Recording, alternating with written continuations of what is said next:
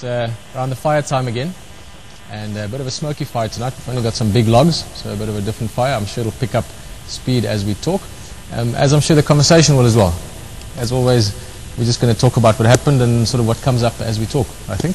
Yeah, good evening from myself as well, everybody. It's been a great week out here, and it'll just be nice just to recap on the adventures that have been happening here at WildEarth. There's been a lot happening. It's been quite interesting, especially the last 24 hours. Quite a few little technical issues that we've been having to deal with.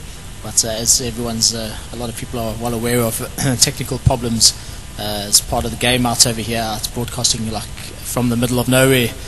So yeah, it's been quite interesting. Peter, you had quite an exciting morning today, didn't you? Yeah, it was a very good morning. It's been an amazing week actually, the last 3-4 days especially, and this morning was I think ultimately what makes a live experience, apart from just the general experience, which is obviously amazing and quite new. The surprise aspect, the fact that we were looking for a leopard and we sort of didn't find the tracks for a while, literally looking at some nyalas just tranquilly feeding along, and it was almost a sensory experience. Didn't see the leopard at first, I just saw movement, and the next thing there was a leopard much closer than the camera at the moment, where you're sitting and where Alex is standing. So it was an amazing surprise to see.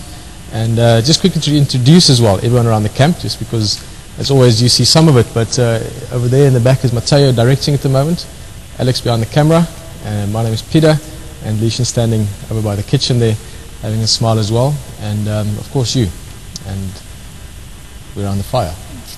I must say the surprise element from this morning definitely went beyond just Peter and Alex out of there. Of course, everyone joining them, but I was still relaxing quite comfortably in my bed this morning, being a morning off, and yeah, I was still in dreamland when I heard in faint background my name being called. And then it got louder and louder and louder, and eventually it became a very high-pitched squeal and a high scream. Someone screaming my name, and Mateo was running around all over the place, screaming for anyone who was around just to come and have a look at what was going on.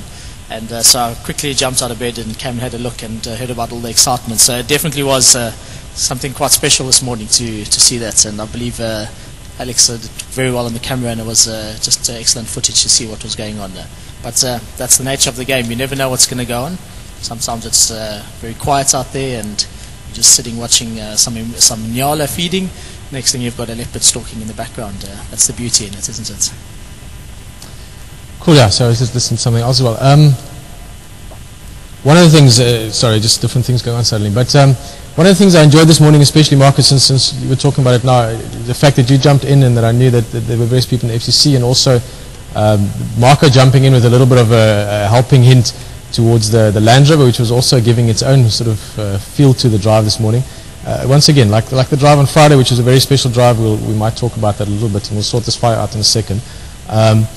It was a great sense of a team effort, both from everyone here, and again also we get the sense, I definitely get the sense of the participation and the positive feel as well from everyone on the vehicle, which makes it really easy to cope with whatever is going on at the time. Of course, a big leopard that's busy stalking Nyala, using the car literally as cover. That was what was happening at the time. He was using the front tires as cover to sneak around. That's why he came so close past us. And the email I referred to just now, Claire sent an email through, actually with a bit of a time breakdown of the whole sighting. It was now I forgot. I thought I'll remember all of the time. I think it was 3 minutes 59 seconds, if I remember correctly. That the sighting lasted within 2.13 seconds of me going, oh, there's a leopard. It really was one of the biggest surprises I've ever had from a wildlife point of view. Within 2.13 seconds, Alex, you were on the leopard focused and following him around, and I just thought that was a very nice thing to know. Thank you for sending that through as well, Claire. And again, just like lots of things, just things coming together in that sense to really create a cohesive, real-time experience for everyone involved around the world. Was one of the other aspects I personally enjoyed a lot this morning. And I think that's also along the same subject of what we experienced on Friday, like you mentioned, Peter, especially the Africa. And that was something quite special. We were sitting over here monitoring all the activity coming in from the emails, and although the emails have been flowing in over the last few days, it's been fantastic seeing a lot more activity on the emails, and we really appreciate it. And as we always say on the drive, please just understand that we do deal with a high capacity of emails, and sometimes we're not able to answer all of them. And it's for the director, sometimes it can be quite difficult to monitor all these emails coming in and try and get them across to Peter or to answer them during the break. But when Peter mentioned that people should send through just the word Africa, we all had a little bit of a chuckle in the final control, saying this is going to be very interesting, and now we're going to try and keep up with these emails. And very faithful as everyone has been, we really appreciate all that. It just shows the amount of participation and input that people put in, and how much they enjoy being part of our game drives. And I think by the end of it we had 52, between 52, and then a few more came in a little bit after that, so between 50 and 60. So I think today that's got to be one of the biggest game drives on record. Yeah, and certainly just people sort of speaking up, sitting on the game drive. And it's, again, as always, when I sit around the fire, there's so much I suddenly start thinking about. We were talking about it earlier, to a large extent. I personally try not to think about what we're going to talk about too much beforehand, because then it would be a prepared speech rather than just conversation. And I think one of the things ultimately that we will strive to achieve more and more, like we're doing at the moment, is to really turn this into a conversation, both in terms of what we get from you guys, and also just around everyone here. Tonight, Mateo's going to pop in just now. He's going to say something. It's his birthday, or his daughter's birthday today. We'll speak about that just now when he's here. And we've even got the very rare sighting. It is something extremely elusive. It is maybe harder than seeing a pangolin. A pangolin is an extremely rare animal. I've seen it once in my life. We're going to have the smiling Viking behind the camera there come and say something later as well. And I thought about that, Marcus, sorry, because of the Africa thing. You know, yeah. Alex has got it's actually the conversation of Africa started on the vehicle after we had quite an intense driving experience. So, yeah, again, like I said, I'm sort of just rambling on and sort of seeing what happens tonight. It will be nice to see Alex on the other side of the camera. Been here just on 2 months myself, and it's been an interesting process. Working with Alex has always been fantastic on the camera, and a pleasure working with him on the camera.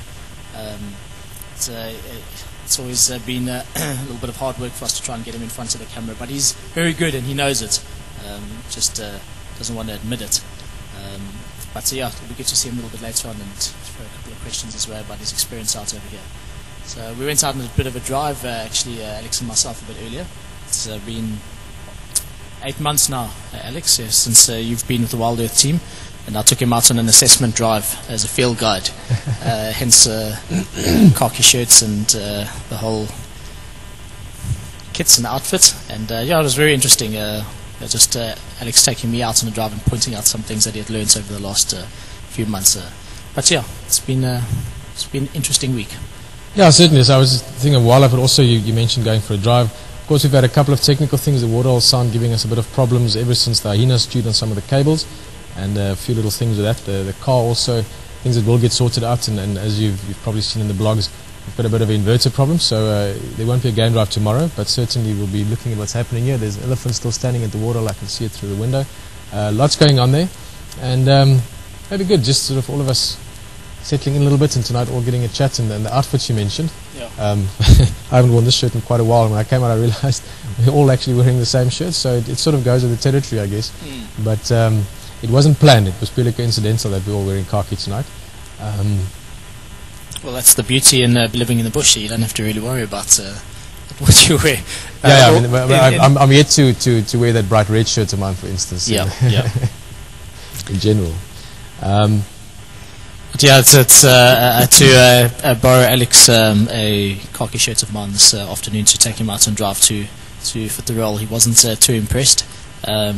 Mostly as a South African and growing up in the bush, khaki is a colour that you just automatically know is, well, you feel comfortable in. And although I have had many comments over the years of people saying that my sense of fashion is outstanding based on my khaki attire, but when you hear a Norwegian who's not really familiar with wearing khakis and putting on the khaki shirts, it took him a while to get quite comfortable in the shirts, and now I can't get him to give it back to me. So that's a bit of a problem, so I don't know how we're going to deal with that one a little bit later on. I will make a plan. Yeah. But I think, should we just see if we get Mateo in here for a while and see what's... He's got a beautiful message probably regarding his daughter's birthday. It's always a very special occasion.